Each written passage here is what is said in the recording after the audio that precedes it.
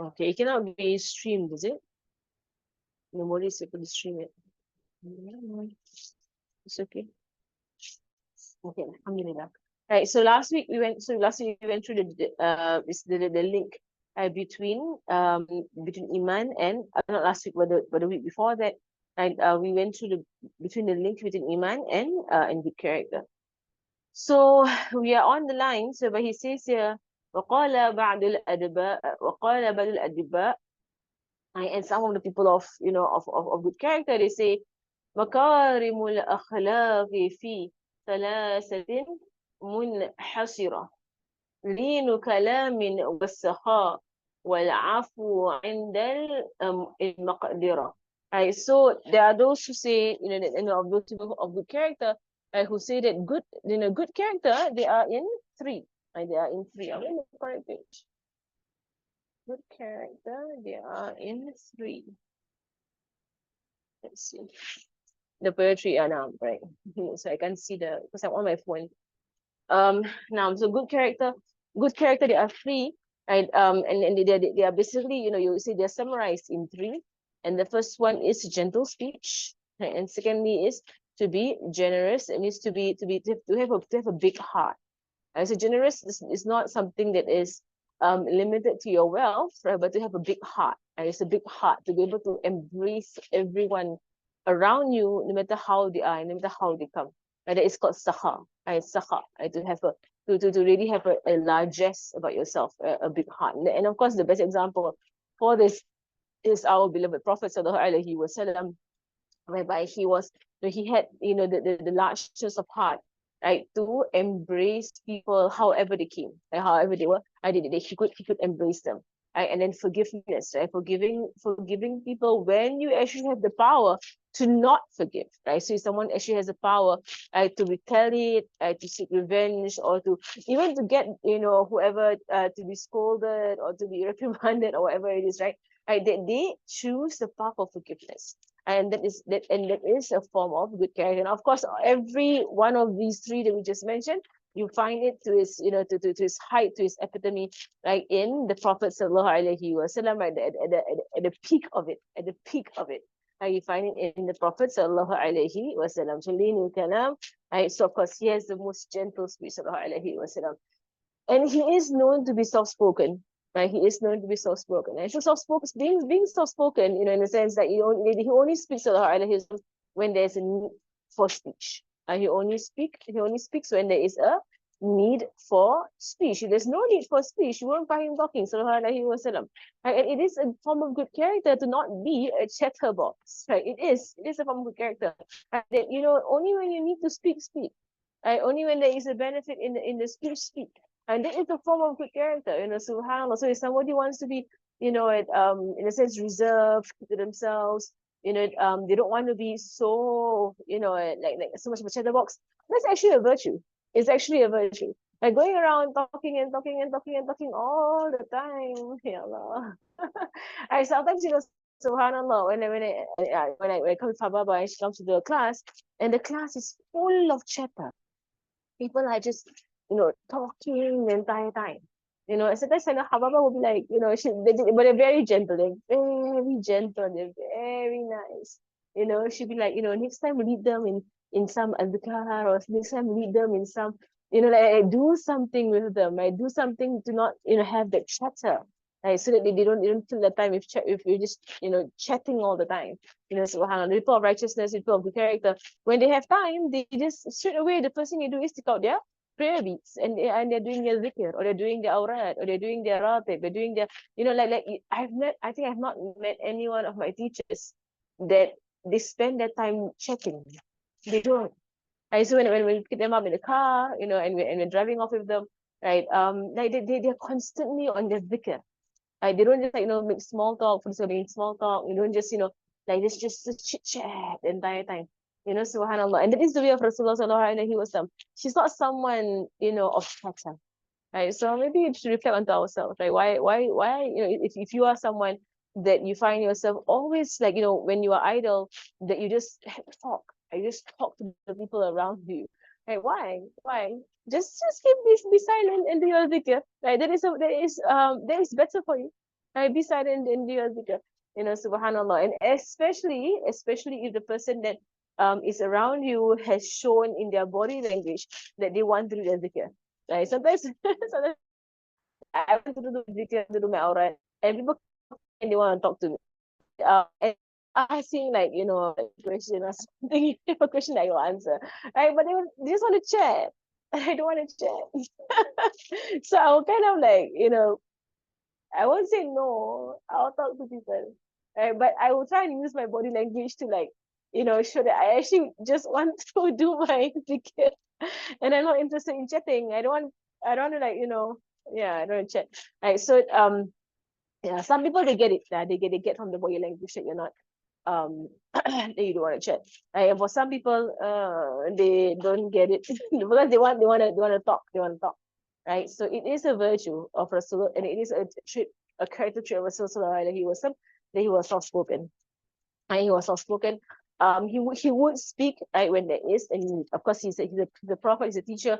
Right, he will explain things. He'll do his khutbah. He would tell stories to his companions. So whatever that comes out of his blessed mouth, wasallam, right, it is all beneficial. Right, from start to end, it is just beneficial. Right, from start to end. Right, so subhanallah, it actually does right, it does count as a form of good character, right? If you take to account like what comes out of your mouth and how it comes out of your mouth, right? So linul kalam, right? Linul kalam, right? To have gentleness in speech. Okay, so like, I mean, this whole book is like things for me to work on. I just see myself everywhere to work on, to have more gentle speech, very harsh whenever I talk. Or I see things, right? So to learn to have gentleness in speech, we see in our teachers, right? We see it in our Ustazah Zainab, we see it in Hababa, Hawaijun, right? All the Hababas, like they have this very, prevalent gentleness in speech today with Habba Salma. Right? They just have such beautiful speech. Right, mashallah. Right. So no, so here he actually summarizes all of good character can be summarized in three traits. Right. First one is gentle speech. Right. So from today onwards, we're going to be mindful of how we speak to other people.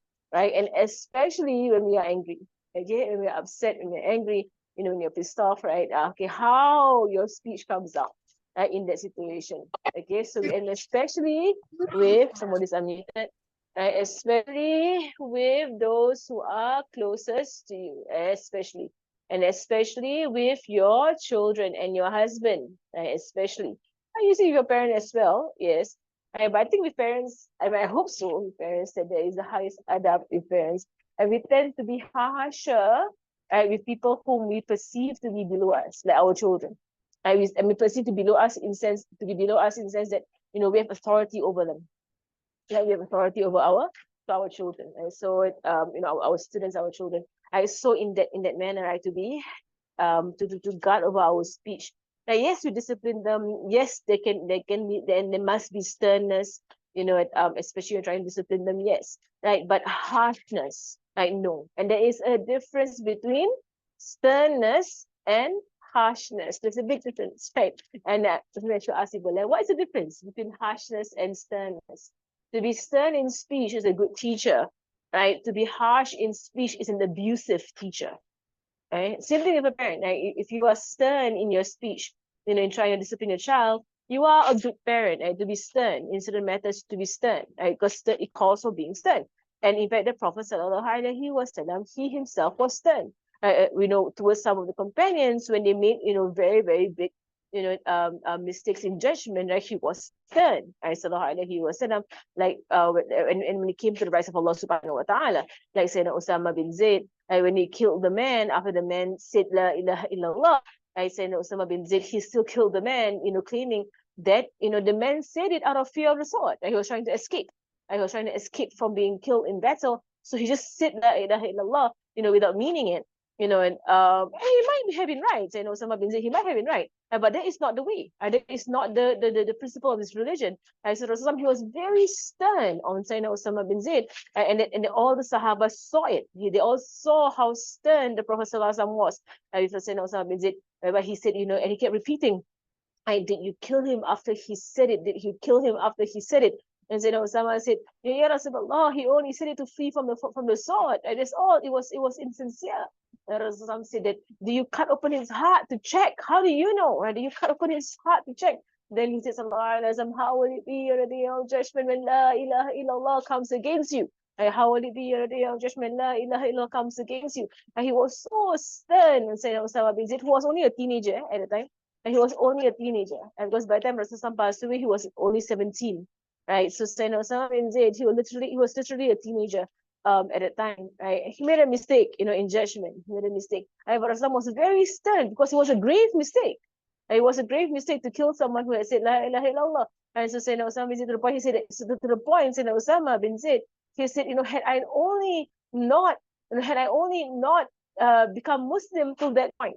To the point he said that, had I not become Muslim till that point, meaning that he was so fearful of his mistake that he killed someone who said La ilaha illallah, that he wished he could just renew the entire thing and start fresh.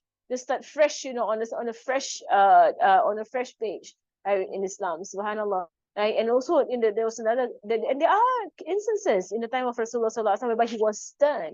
Right? To be stern, right, is part of discipline. Right? To be stern, right, but to be harsh. Right, to be harsh, that is abusive. You can fall into being abusive, to be harsh, right, with someone. And of course, you will not find any example in the Prophet Sallallahu Alaihi Wasallam's life whereby he was harsh. Never, right, never. Right, but you do find examples whereby he was stern, right? Sallallahu Alaihi Wasallam. There is one incident, whereby there was this man, one of the Sahabi of Rasulullah Sallallahu Alaihi Wasallam, and he was sent on an expedition, right? And this person, he actually, saw someone, from his enemy tribe from before Islam. It's a true story. It happened in the time of Rasulullah. So this Sahabi, right? He saw someone. And for us to always understand that when you come to Sirah, you need someone to explain Sirah to you. Don't just read it and then you think you understand it by reading it. No, you need to get someone to explain it to you. So this Sahabi, he saw, someone from his enemy tribe from before Islam, and from before the coming of Islam, that this person was from his enemy tribe, right? And they had animosity between their tribes. But now both tribes had come into Islam. Okay, both tribes had come into Islam, and it was known that both tribes had come into Islam. All right. So this person had an agenda that he wanted to kill the other guy, right? But from pre-Islamic tribe, feuds, right? So pre-Islamic tribe fighting, right? So it's still Jahiliyyah inside of them, some of them, right? They still have this remnants of ignorance in them from the pre-Islamic days, right? So he went to the person, right, and he killed him. He actually killed a person from the other tribe, right? And then so the news reached the Prophet Sallallahu Alaihi Wasallam, and the Rasul called that companion. He called him and said that, why do you kill him when you know that their tribe, they are Muslims? Right? They are Muslims. Why do you kill their tribe when you know that they are Muslims? And the man he claimed, or he faked ignorance. And the man, he was like, I didn't know they were Muslim. Or he actually knew. But he was like, because when he approached the person, he said, Assalamu alaikum, and the person responded, Wa alaikum assalam. And that is one of the very clear indications that they're the one that you're speaking to is a Muslim. They will do that, right? They will do that, during the Sahaba, they will do that, right? To know if the one that you're approaching is an enemy or is it a believer, right? And the person actually responded, and he still killed the person anyway because he had an agenda. He had an agenda that is from pre-Islamic ignorance, right? So Rasulullah, said to this. So he said to the guy, someone is unmuted again. Why are people not muted when they come in? Right at the end, that one. I think we need to just disable unmuting. Yeah, so that nobody can unmute themselves. Okay. It's distracting. Okay, now, right. So basically, this happened, right? And Rasulullah said to the man, didn't you know that they were Muslims as well? And the man was like, I didn't know, Ya Rasulullah. But actually, he was faking it. He knew, but he was faking it. I didn't know, Ya Rasulullah. It was an honest mistake. It was an honest mistake. Right? And then Rasulullah said, it is severe, right, to kill someone who says La ilaha illallah. It's severe that you killed him. He is not, of an enemy. He is not of the enemies, who are these believers that once, people have come into Islam, that they are united under the kalima of La ilaha illallah, right? So Allahumma salli ala Sayyidina Muhammad. Right? So the man says to Rasulullah sallallahu alaihi wasallam, Ya Rasulullah, please ask Allah to forgive me. Please ask Allah to forgive me. The man says to Rasulullah sallallahu alaihi wasallam. And in this riwayah, in this particular incident, Rasulullah sallallahu actually says, no, I will not ask Allah to forgive you. He says that, right? And if someone would just read the story, you would think like, isn't it harsh? Right? Or the man, against this man, isn't it harsh? No, because Rasulullah, he could see that this guy was using Islam to get back at an enemy tribe that they had animosity with from before Islam. So the guy was like, I killed him because I thought he was one of the enemies, of jihad. I thought he was of the enemies of jihad, but he knew very well he was not of the enemies of jihad. But in fact, it was of the, alliances of the Muslims in Medina, and the guy himself that was killed was in fact a Muslim. Right? So you see how Rasulullah, was very stern. This is stern, it's not harsh, stern. Right? Because this man, he was trying to use Islam. So under the pretense of Islam, right? So on the pretext of Islam, like that he killed another person, pretending that he was doing jihad fi sabilillah. You get me? And the Rasul could see right through it. He could see right through it what the guy was doing. Right, mashallah. It's something when you read Sirah, right? You're wondering that the Prophet actually said, no, I will not seek Allah's forgiveness for you. No, I will not do so. Right. So and when I went, one of my I think my sister-in-law who asked me, how come he said that? How come Rasul said you will not seek for that guy?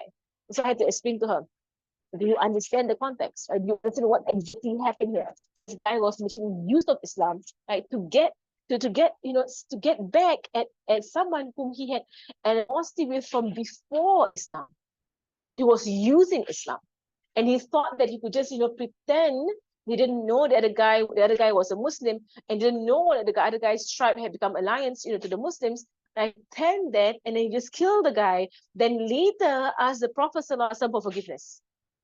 He actually thought he could do that, right, this guy. He actually thought that he could just do all of this, then later go to Rasulullah, Ya Rasulullah, ask Allah to forgive me. And of course, if Rasulullah asked Allah to forgive him, definitely he's forgiven, right? So he actually was using it. And he thought he could just get his way and kill this guy, get him over and done with, get rid of him, right? And then, oh, Ya Rasulullah, ask Allah to forgive me.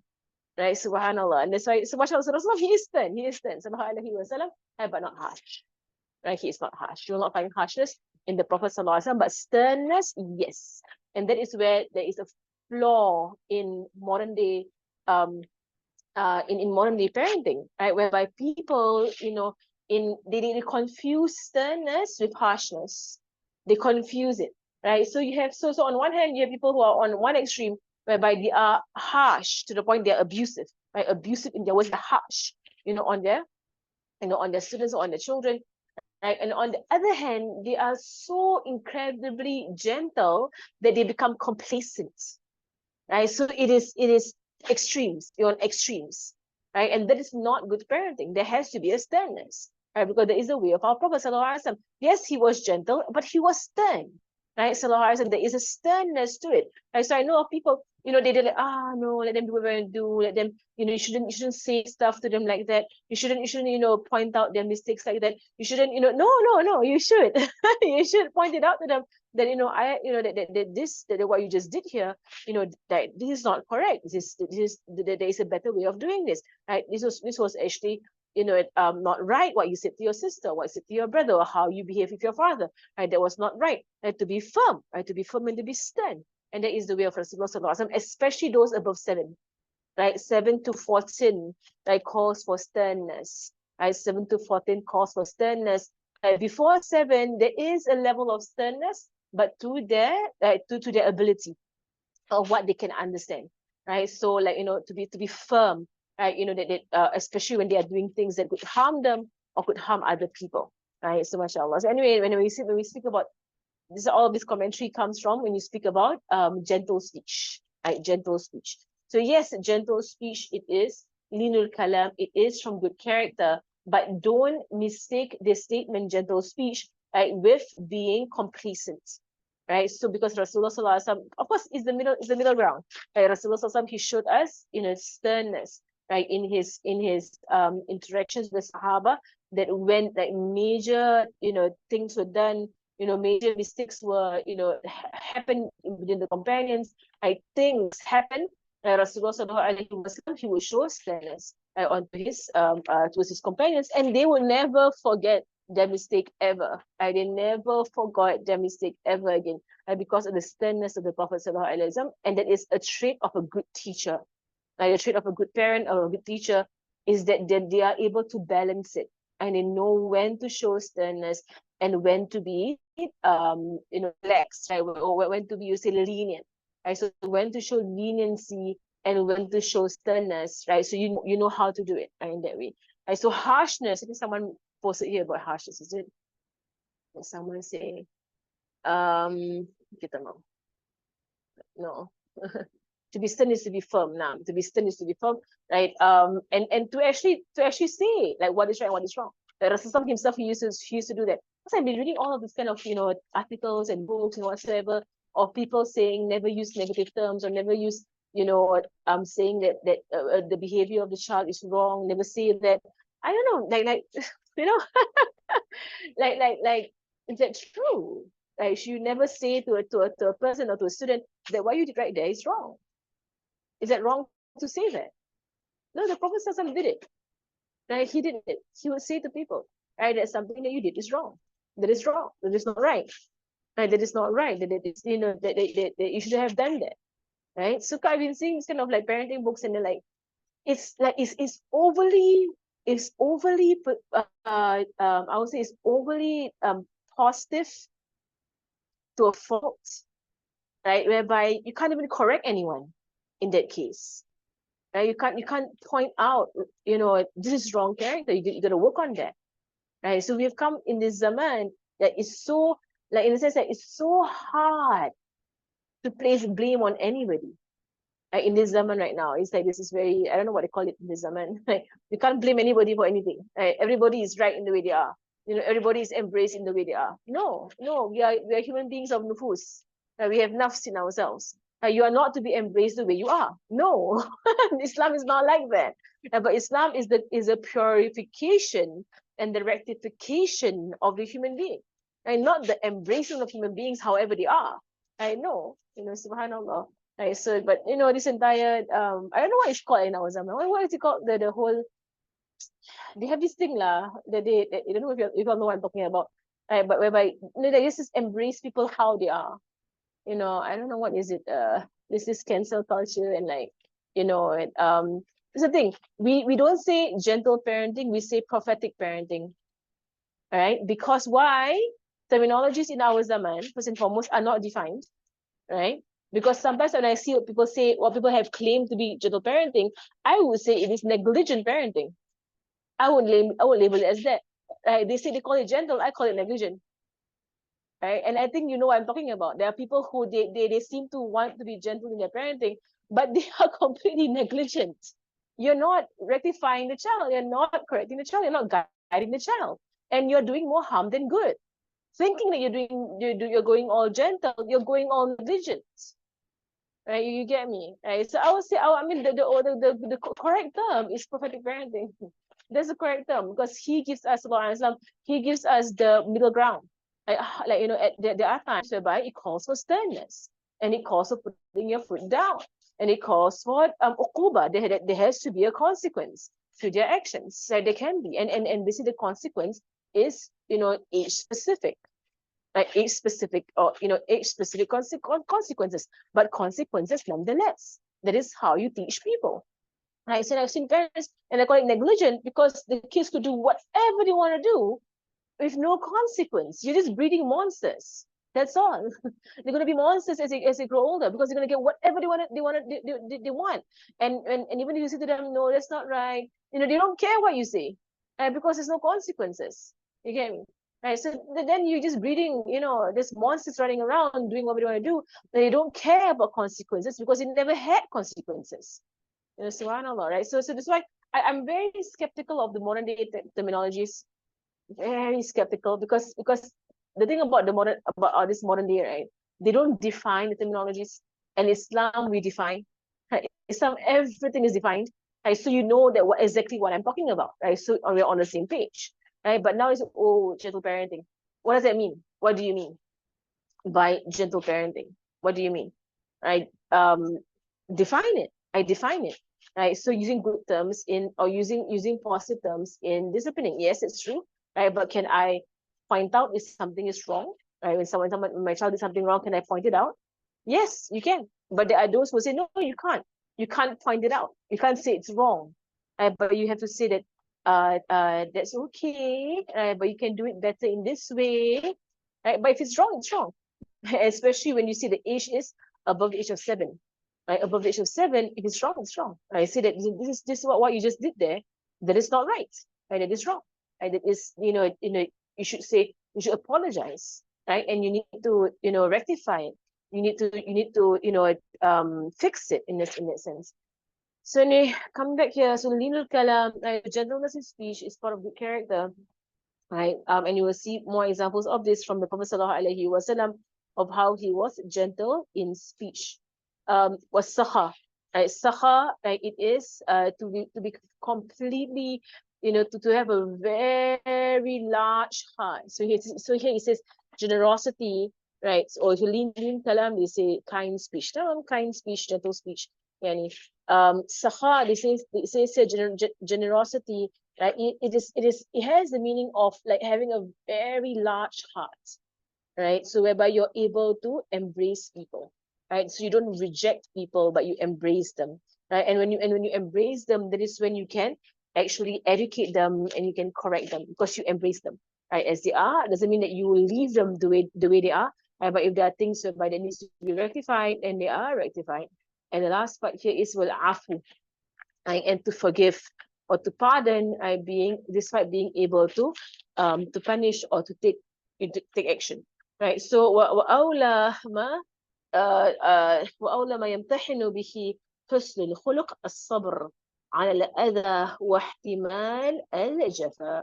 Right, so the first thing, right, that a person will be tested on in regards to good character, or regards to good character, right, is to be patient on being harmed. And this is the most difficult thing, right? The first test of a person's good character, right, is to show that, when of a person's good character arises when he is required to be patient when being mistreated, or when having to endure someone else's rudeness, right? Oh, ya Allah. Right, then your good character needs to show and prevail, right? To be able to handle that. Right? So subhanAllah, if someone were to backbite you, or they slander you, or they abuse you, or they, whatever they have done to you, whatever it is, and maybe not even to you, I think for me personally, like, what is even harder if they did this to your parents. For me, ya Allah, that is like, I can take it if they did it to me, but if they were so rude to my parents, oh ya Allah, it's a different thing. It's a different thing. Like, ya Allah, you just like, it's different. It's different because you were rude to my parents. Like, you're rude to me is one thing. I can handle that. Right. And forgive you for being rude to me and everything. Right. But if someone was rude and dismissive and hurtful, right, towards your parents, this is where, there's a big test here, right, as to whether or not you're able to, treat this person well after they have mistreated your parents, subhanallah. And that is where good character comes in, right? The sabr against the harm or the mistreatment from people, and the rudeness that they show towards you, that you show goodness and kindness towards them.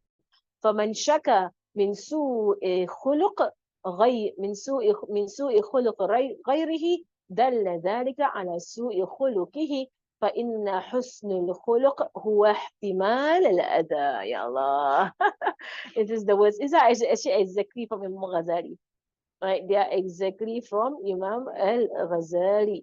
Right, so now it's at the footnote that Ihya Ulumuddin. Right, it is like this kind of words, you can tell this Imam Ghazali's words.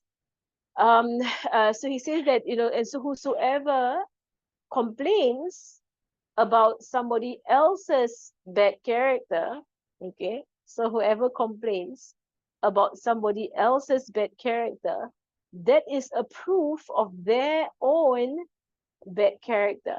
Because complaining about someone else's bad character itself is a bad character. To complain, Ya Allah. May Allah forgive us, Ya Allah. And so to complain about someone else's bad character is in itself bad character onto you. And that you have bad character because you're complaining about somebody else's bad character. So hard, right?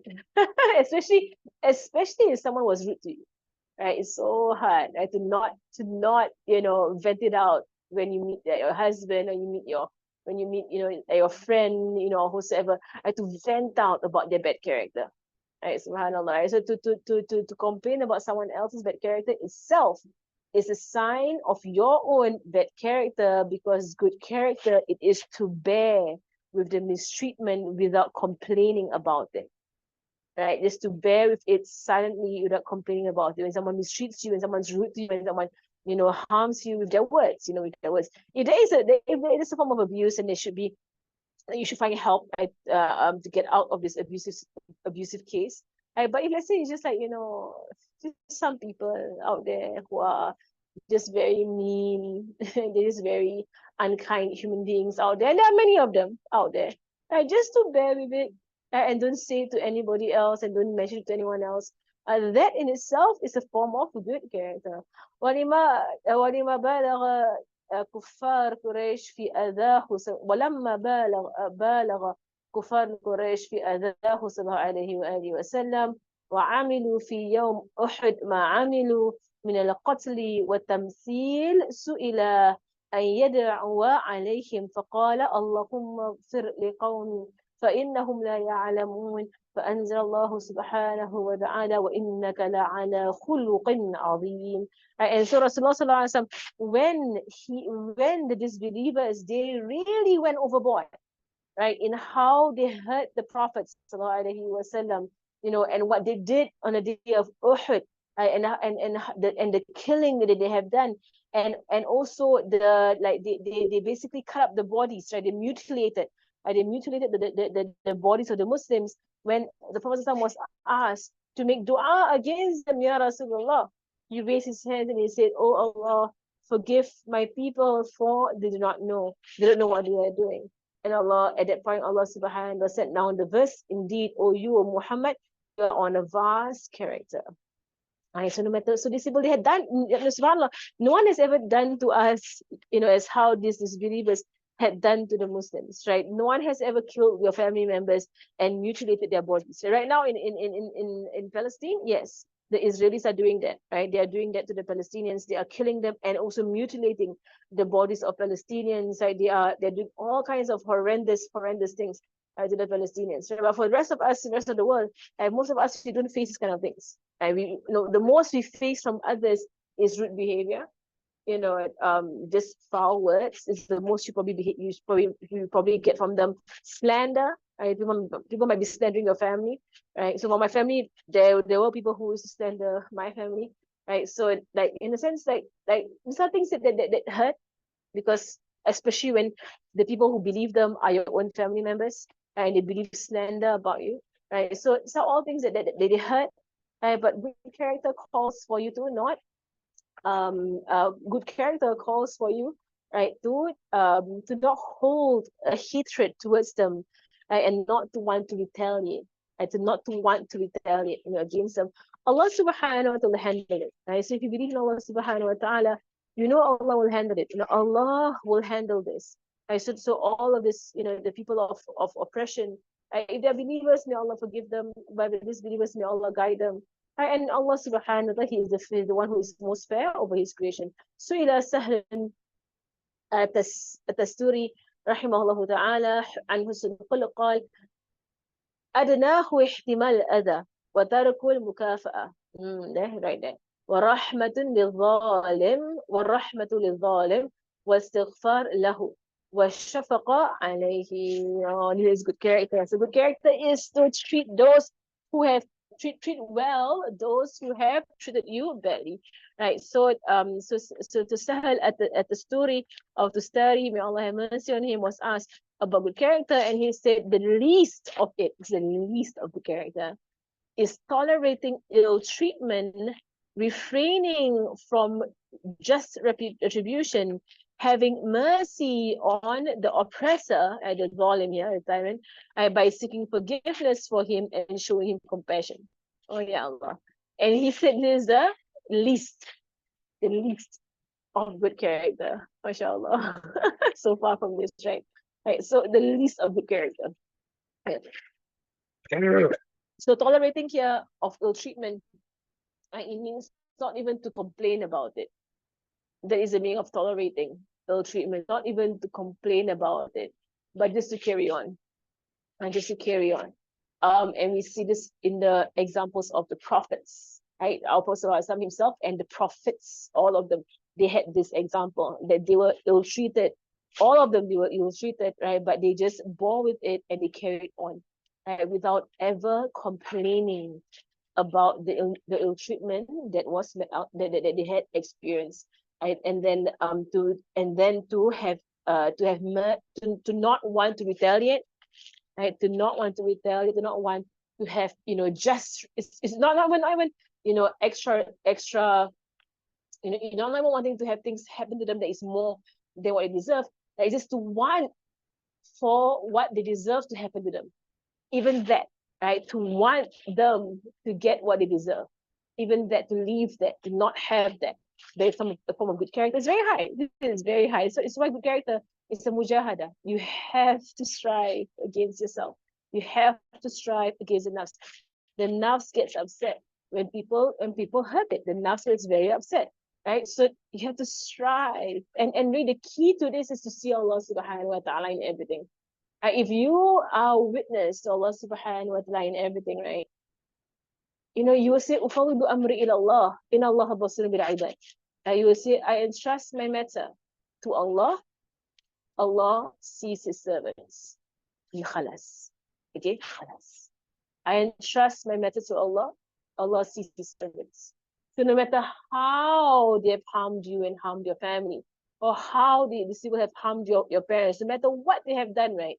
Leave their matter to Allah subhanahu wa ta'ala, khalas. Right? What is on you is goodness. That is what is on you. What is on you is goodness. Whatever they do, right? Allah will handle it. Let Allah handle it. And you ask Allah for forgiveness for them. Right? Because that is a form of good character. Right? So to have mercy on them, and we don't say to them, don't think like, oh, see, that time they hurt me and my family, then now they are in need. Who wants to help them? I don't want to help. I don't care about them. And when we were in need, they couldn't help us. Then now they want our help. No. The good character is that you help them. Even when they never helped you, you help them. That is good character, to have mercy on them and to help them. And then to ask Allah to forgive them, right? And to ask Allah to forgive them and to have compassion on them. Ya Allah. That is good character. It is narrated, وَرُوِيَ أَنَّ عَلِيًّا كَرَمَ اللَّهُ وَجْهَهُ دعا غلاما له فلم يجبه فدعاه ثانيا وثالثا فلم يجبه فقام إليه فرآه مضطجعا فقال أما تسمع يا غلام قال بلى قال فما حملك على ترك إجابتي قال أمنت عقوبتك فتكاسلت فقال أمضي فأنت حر لوجه الله تعالى وكم من باب من عجاب وكم في الباب من عجاب. I said the story of Sayyidina Ali, interesting story, mashallah. He had a slave boy, and he called him one time, the boy didn't respond. He called him a second time, the guy didn't respond. He called him a third time, the guy didn't respond. So he went to find this slave boy. He's a servant, right? He went to find his slave boy, and he was relaxing. He was lying down on his side, relaxing. And Sayyidina Ali said to him, why didn't you answer me when I called you? And the boy was like, yeah, no. Sayyidina Ali said, didn't you hear me when I called you? And the boy said, yeah, I heard you. And then Sayyidina Ali was like, why didn't you respond? And then the boy said, I became safe from your punishment, so I became lazy. Now I felt safe from your punishment, so I became lazy. Because the boy, he knows Sayyidina Ali, he will not, punish him. The Sayyidina Ali has never punished him. Right? So the boy became lazy from there. And Sayyidina Ali said, you know what, you're free to go. There are actually two interpretations of this narration again. So of course, one is the good character of Sayyidina Ali, that he was very, very gentle on people.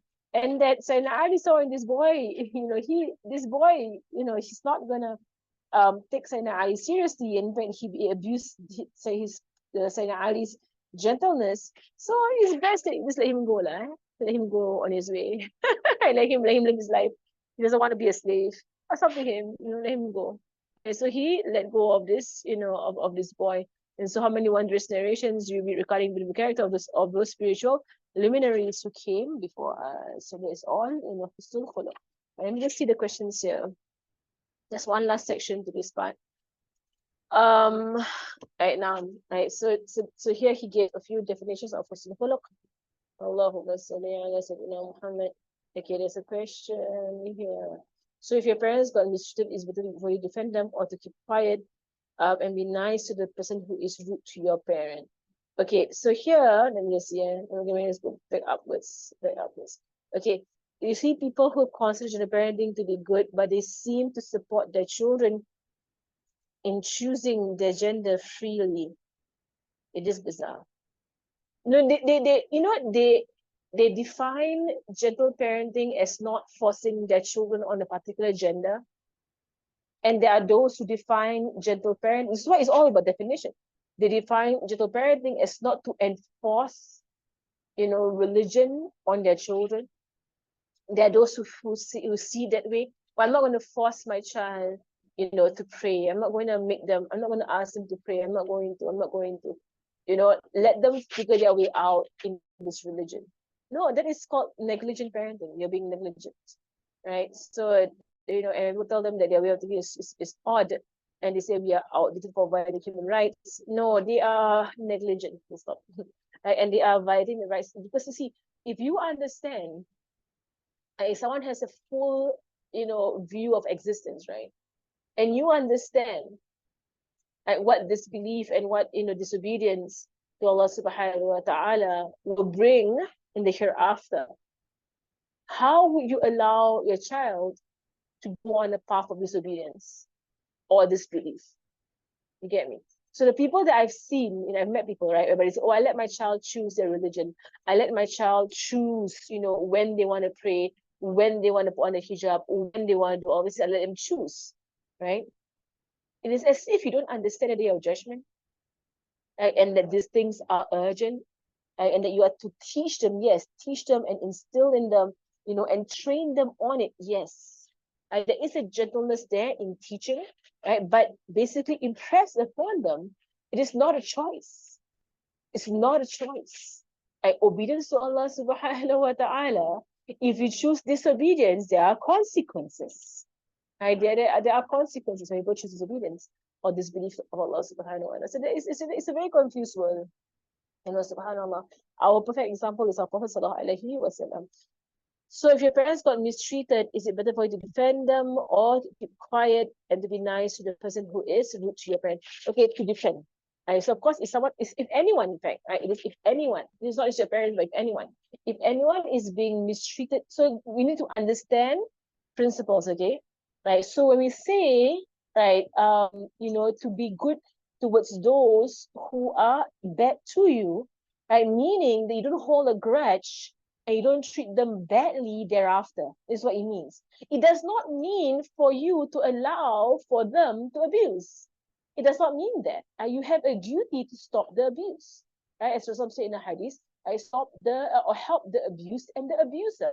Right? And the Sahaba said, Ya Rasulullah, we understand about helping the abused, but what do you mean by helping the abuser? Right? And then he says, to stop them from their abuse. Right? It is a duty on a believer to stop other people from abusing. It's a duty. So understand what it means by treating well someone who has abused you. Treating well meaning after the abuse. Right? So if someone came and they were rude to your parents, they were abusive towards your parents, then you should stop it. Of course you should. You shouldn't just be sitting there and allowing someone to just lash out at your parents and to say all kinds of things about your parents or to hurt your parents. No, then like then in a civilized way, to stop the abuse. And you have a duty to do that and to stop the abuse. But thereafter, do I hate the person? Do I hate his guts? No, they are human beings. And in fact, a lot of times they are your own relatives, right? Like you still love them as Muslims. You still love them as Muslims. You don't hold a grudge, okay? You don't hold a grudge against them. This is what it's meant. And you still have mercy on them. When they come to your family, they come to you, they seek help. Yes, you still have mercy on them. You get me? Right? So it's not like, oh, at the point of abuse, okay, I'm supposed to have patience, and so you allow the abuse to happen. No. Right? No, right? Stop the abuse from happening. Right? That is from the words of Rasulullah. Stop the abuse from happening. There's abuse happening. Stop it from happening. Right? But do you hate the abuser? No, you don't hate the abuser. Right? But you stop the abuse because that is the right thing to do. There is Amr bil Ma'ruf and Nahi Anil Munkar. And you have to command what is right and forbid what is wrong. Understand that? Right? So you don't just sit there and be quiet and allow for people to be abusive, right, towards each other. No, right? But you try as well as in whatever way you can, in your own capacity, like to try and stop the abuse. But do you hate the person? Do you hold a grudge against the person? When they come to you to seek your help, will you say to them, you know what, that day you hurt my mother, so I'm never going to help you ever again? Do you say that? No, of course not. You help them, yes, you help them because they are believers and they are Muslims and they are human beings, right? So you do help them, right? But does it mean that, when they are abusive towards other people, you're going to keep quiet and allow for them to go on being abusive? No, right? You will correct them as far as you can. Understand that? Okay. So I hope that's clear. So whenever I'm angry at someone, I tend to rant during my dua, to rant to Allah, get chest. If you want to rant to Allah subhanahu wa ta'ala, it's as much as you want, it's up to you. Right? It's up to you running your dua, to Allah subhanahu wa ta'ala. And the thing is that Allah knows already. Allah knows. So, yani, it's up to you. I don't know. Like for me, I never saw the point in doing that. I don't know.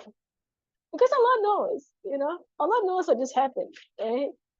So I've never found myself ranting to Allah about someone. I don't know. Because Allah knows what happened. Allah knows exactly what happened, right? Yeah. So I don't know. Maybe that's the way you your own coping mechanism, when you rant to Allah subhanahu wa ta'ala. But I think I don't know, in my life I've never ranted to Allah about something. But I will like make dua in the night. Ya Allah, help me handle my emotions about this. Ya Allah, help me handle my hurt about this. Ya Allah, help me handle my disappointment about this. I mean, I'll do that, right, in the night. But I've never found myself like, Ya Allah, so and so did this, so and so did that, so and so did whatever. I mean, He knows what happened, right? He knows it. So you can also ask yourself, why do you do that? Does the ranting make you feel better or make you feel worse? I don't know. For me, ranting just makes me feel very much worse. It's never, I don't know. People say that sometimes you just need to rant because it makes you feel better. I don't know. I find ranting makes you feel worse. I actually find that it makes you feel worse. I've never found it to make me feel better if I go around complaining about somebody else. I actually feel worse about it. It digs up all the old emotions that, and it revives all these negative emotions. I don't know. The best thing forward is to say, make a dua in the night and say to Allah subhanahu wa ta'ala, Ya Allah, I have a lot of hurt about this situation. I have a lot of disappointment about this situation, and I want to get over it. So Ya Allah, remove this, this disappointment, remove this hurt that's in my heart. I want to get over this. Right? I think that is the best way forward. Because you want healing. You don't want to dig up old emotions, or to throw out old emotions. It's not healing. Which is why for me, I have a very strong opinion against this kind of therapy where they dig and they dig and they dig and they dig and they pull out all these negative emotions that is stored inside of you. Like honestly, like personally, like my own way of life, right, is that ask Allah to get rid of them. That's the best thing. Allah can do that. Why not? And He has done that. For me, He has done that. I ask Him to get rid of these negative emotions inside of me. Get rid of these negative emotions. Get rid of the trauma that's inside of me. Get rid of it. And He does it. Allah does it. He does it. He removes it from you. You know. So yeah. So I do wonder, like, can we take another approach with regards to disappointment, trauma, and hurt? Can we take an approach whereby we ask Allah to move it instead of digging it up and throwing it all out? Why must we throw it all out? Why don't ask Allah to erase it? Right? Isn't it like a way better solution? Ask Allah to erase all these negative emotions. Isn't that way better? Right? Then to like, oh, throw it out. I must rant, I must say, I must throw, I must, I need to let go, let out. I need to, what would they say in Malay? I don't know what. To do apa? To luahkan, I need to like luahkan. Is it luahkan? Luahkan? I don't know. I need to let it out because it's really bogging me down. Why can't we make dua? Ya Allah, erase it. Ya Allah, erase it. Why can't we do that? Instead of saying, I want to let it out, I must rent, I need to rent it. Why can't we just disappear it? Ask Allah to let it go away. I think that's the best way for it. That gives you strength. It does not pull you back down into a rut. It does not relive painful emotions that you went through in the past. You get on with your life. I see everything positive about it, and it's not beyond Allah. He can do it. Like, He can remove all those negative emotions if he wants to remove from you. You get me? Right. So subhanallah. Allah. Right. So okay, good question here. Sharing with your husband the misbehavior of your children. Okay, basically seeking solution is not bad character. Okay, seeking solution is not bad character. So if let's say as a teacher, or as parents, you are analyzing and you're discussing. Okay, so today, so and so, our son, I caught him lying. It's been how many times he's been lying? It's been a bit chronic right now. He keeps lying, right? So you discuss with your husband, what is the way forward, right? So be objective. You're looking for solution. Be objective. So this son of ours, and I know of parents that they will say, that their child is stealing, and they found out the child is stealing from them. The child is stealing from his own parents, right? A few times, and then so they discuss with me as well. Some of the parents of my own students, they will tell me. So it's not that they're trying to open up the flaws of the children, right? But they're trying to seek solution, and that's fine. That's fine. I will try and seek solution, right? In that way, right? So you can discuss it in a way of seeking solution, but not in a way of ranting. Right? Basically, ranting, right, has no purpose nor benefit. It really doesn't. It doesn't have purpose nor benefit. But you want solution, okay? You want solution. Is it okay? Is it okay? Is it okay to think that Allah will give justice, or the people who hurt my parents will go through the same as what comes around goes around?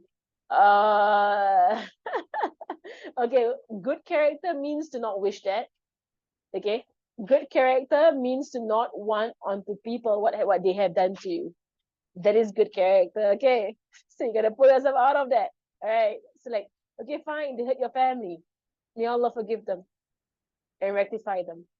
That is the best way forward, right? Not to like, oh, okay, you know what? What goes around comes around. They're gonna hit it. You're gonna get it. You're gonna get it back. Get a piece of their own medicine, right? No. Good character is like, okay, it happened. Move on with life. Okay, ask Allah for healing.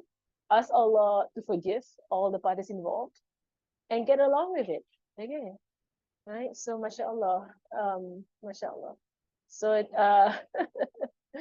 right, do you have any advice if at first we wanted to help a friend about a situation, but later on it makes us feel like we are being taken advantage of?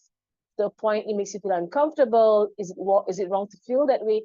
Well, people are there are many people who do make use of other people.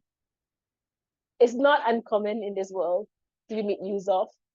Just know your limits.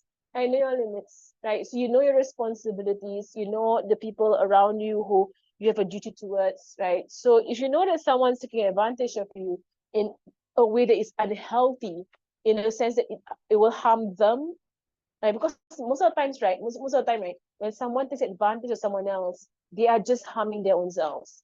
Right? They're going into negligence, or they're going into complete reliance, or they're going into even abuse, at times into abuse. So if you see that it's harming these people in themselves, then limit. That you have the ability to limit, and therefore limit, right? Limit.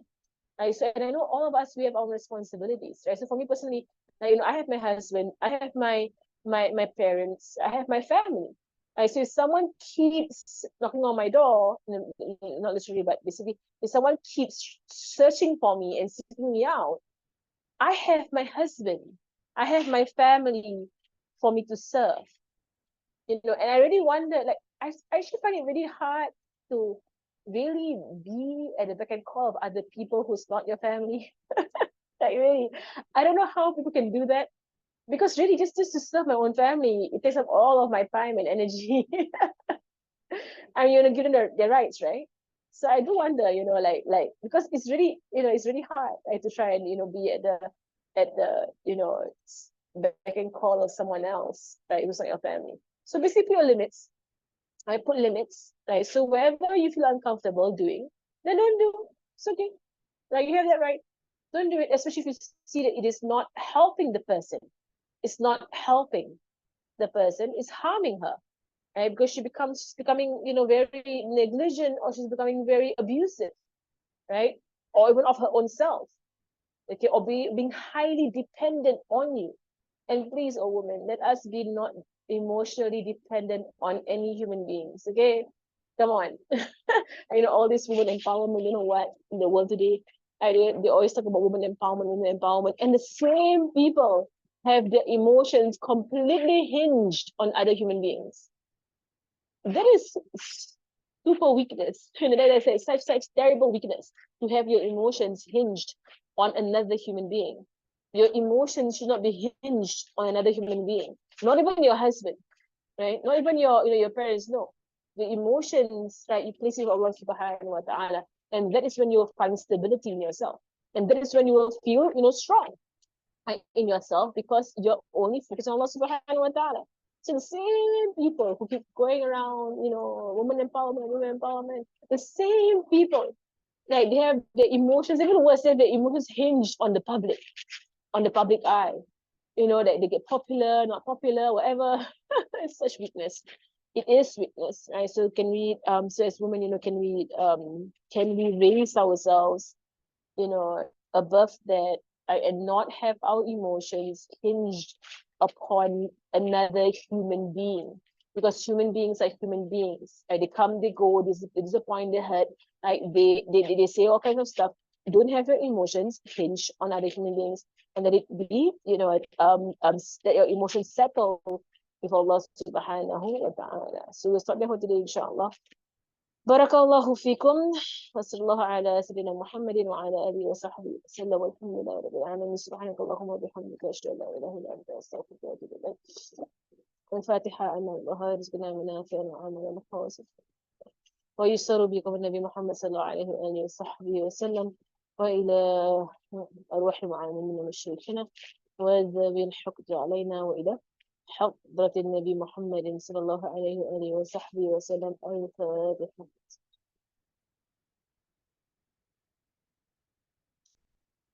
سبحانك اللهم وبحمدك أشهد أن لا إله إلا أنت أستغفرك وأتوب إليك. وصلى الله على سيدنا محمد وعلى آله وصحبه وسلم. الحمد لله رب العالمين. جزاكم الله خير. والسلام عليكم ورحمة الله وبركاته.